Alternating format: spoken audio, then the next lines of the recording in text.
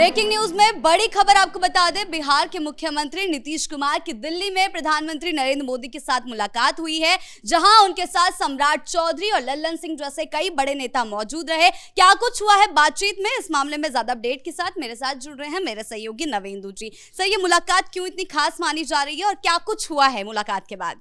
देखिए, सबसे बड़ी बात है कि नीतीश कुमार जब बिहार के सीएम 10वीं बार बने, शपथ ग्रहण समारोह खत्म हो गया, उस दौरान पीएम मोदी से उनकी मुलाकात हुई थी। उसके बाद मुख्यमंत्री बनने के बाद यह पहली बार नीतीश कुमार की पीएम मोदी से मुलाकात है और इस मुलाकात को लेकर पिछले कई दिनों से माहौल बन रहा था। और फिर नीतीश, आप देखिए कि तस्वीरों में नजर आ रहे हैं, नीतीश कुमार मीडिया का अभिवादन कर रहे हैं, उनके साथ सम्राट चौधरी बगल में बैठे हुए हैं और आगे इसी गाड़ी में ललन सिंह है।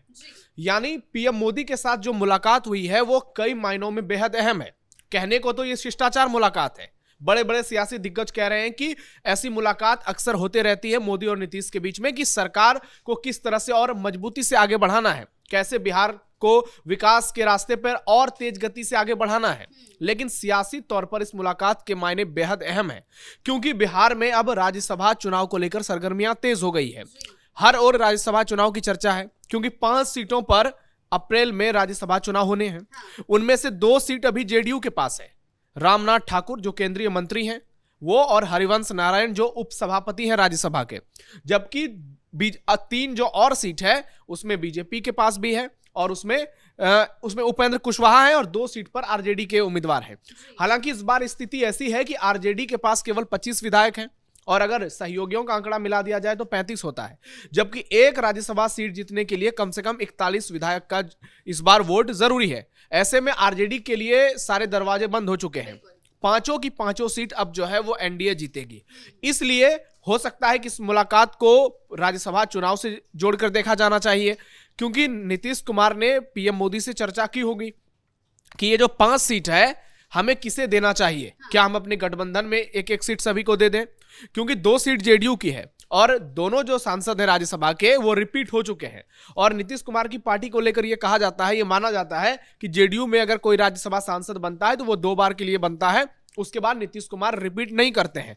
लेकिन चूंकि दोनों चेहरे बहुत बड़े हैं, चाहे वो हरिवंश हो या फिर रामनाथ ठाकुर हो, लेकिन यह फैसला जेडीयू का इंटरनल फैसला है, ये नीतीश कुमार लेंगे, इसमें नरेंद्र मोदी की दखलंदाजी नहीं होगी।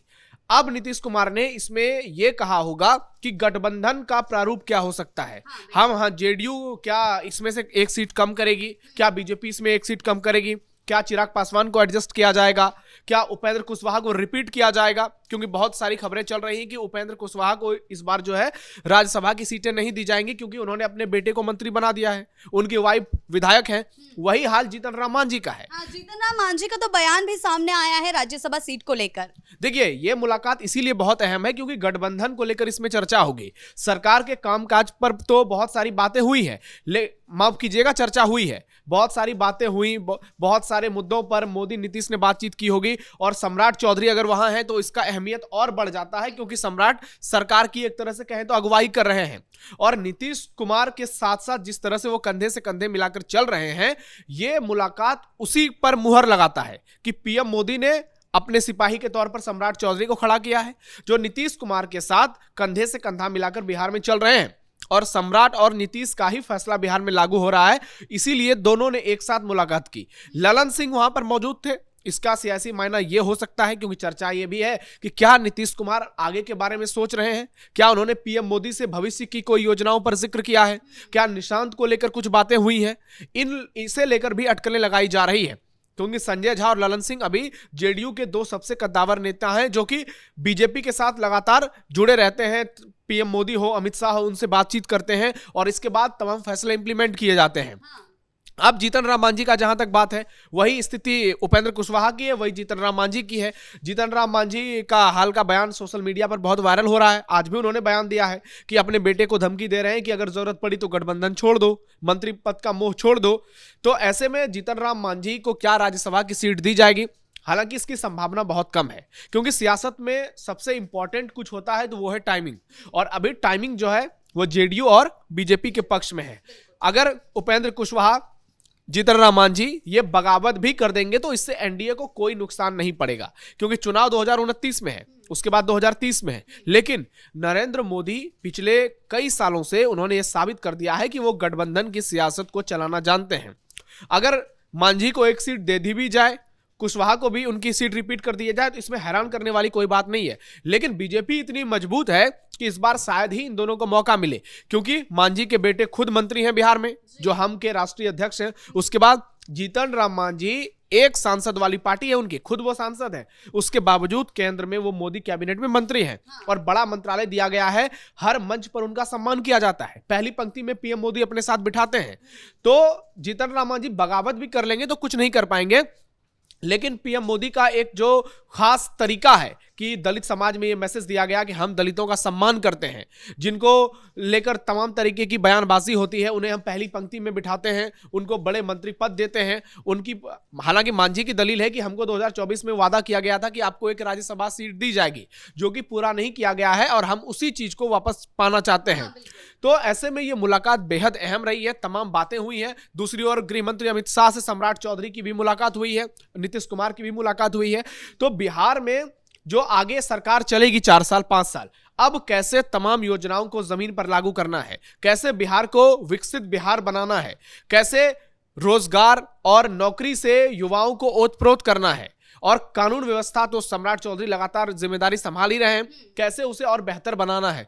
क्या योगी मॉडल के तहत ही बिहार में मॉडल पूरा चलाया जाएगा, इसे लेकर चर्चा हुई होगी, क्योंकि खबरें तो ये भी आई थी बीच में कि नीतीश कुमार नाराज हैं बुलडोजर एक्शन से, जबकि जो सूत्र हैं पुख्ता वो कह रहे हैं कि नीतीश बिल्कुल भी नाराज नहीं है।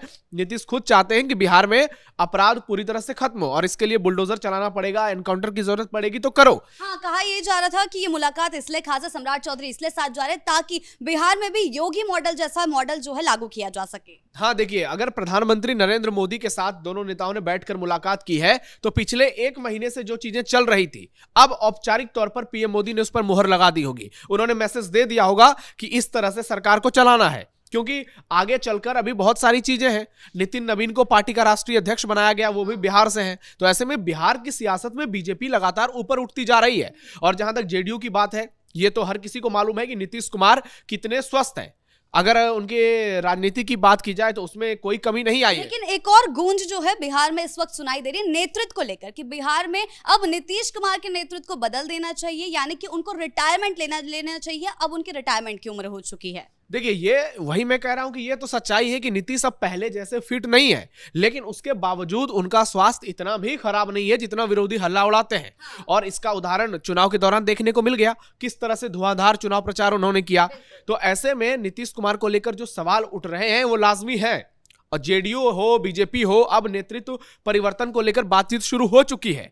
संजय झा ने सीधा सीधा बयान दिया है कि अब निशांत कुमार को राजनीति में आना चाहिए, जो जेडीयू के राष्ट्रीय कार्यकारी अध्यक्ष हैं। तो क्या अब नीतीश अपने सियासत को एंड करने की कोशिश कर रहे हैं? क्या उनके मन में ये चीजें चल रही है? तुरंत इंप्लीमेंट नहीं होगा, लेकिन आने वाले दिनों को लेकर, आने वाले सालों में लेकर क्या नीतीश कुमार ने अपने मन में फैसला कर लिया है कि मुझे इस समय तक ही बिहार का सीएम रहना है, इसके बाद मैं अपनी जिम्मेदारी निशांत को सौंप दूं या किसी और को सौंप दूं? खबरें बहुत सारी चल रही हैं कि नीतीश कुमार कभी भी इस्तीफा दे सकते हैं, निशांत को डिप्टी सीएम बनाया जा सकता है और सम्राट चौधरी मुख्यमंत्री बन सकते हैं। तो सियासी बाजार में अटकलों का जबरदस्त हंगामा चल रहा है। और इस बीच में पीएम मोदी से इन तीनों नेताओं की मुलाकात कई चीजें तय करती है। लेकिन सारा फोकस आप देखिए 2 है, एक राजनीति और दूसरा सरकार। सरकार के तौर पर कैसे बिहार की जनता के सामने बेस्ट परफॉर्मेंस किया जाए और जितने भी वादे किए गए हैं चुनाव में वो सब कैसे पूरे किए जाएं। और पीएम मोदी रिपोर्ट कार्ड भी लेते हैं, चाहे नीतीश कुमार हो या फिर सम्राट चौधरी हो, वो हिसाब भी मांगेंगे कि आपने 1 महीने में अभी तक क्या किया है, उन्होंने मांगा होगा। और ये चीजें नीतीश और सम्राट ने बताई होंगी कि हम ऐसे सरकार को आगे बढ़ाने के लिए प्रयासरत है। तो पीएम मोदी ने कहा होगा कि आपको इन चीजों को और एड ऑन करना है, किन चीजों को कम करना है। तो इन तमाम बातों पर बातचीत हुई होगी। और अगर अमित शाह से मुलाकात हुई है तो समझ लीजिए कि निश्चित तौर पर इसमें पार्टी की भविष्य की राजनीति को लेकर चर्चा हुई होगी, चाहे बीजेपी की हो, जेडीयू की हो, क्योंकि अब बिहार में 89 सीटों के साथ बीजेपी सबसे बड़ी पार्टी बन चुकी है। और यह मौका आगे कब आएगा दोबारा ये कोई नहीं जानता है। इसलिए बीजेपी अभी चाहेगी कि किसी तरह नीतीश कुमार को मनाया जाए और उनको इस बात के लिए तैयार किया जाए कि आपको एक सम्मानजनक विदाई दी जाएगी। अब समय आ गया है कि सम्राट चौधरी को जिम्मेदारी सौंपी जाए या किसी दूसरे चेहरे को आगे बढ़ाया जाए, क्योंकि नीतीश अब उम्र के हिसाब से उनके बारे में लोगों का कहना है कि अब नीतीश को खुद ही पीछे हटना चाहिए। उन्होंने बहुत लंबे समय तक बिहार की सेवा की, बिहार की पूरी तस्वीर बदल दी, बिहार का काया पलट कर दिया। और जो बिहार एक समय में लोग जिसका नाम लेने से डरते थे, आज देखिए उस बिहार में किस तरह से खुशहाली है। तो नीतीश कुमार का कार्यकाल हमेशा याद रखा जाएगा, चाहे कुछ भी हो जाए।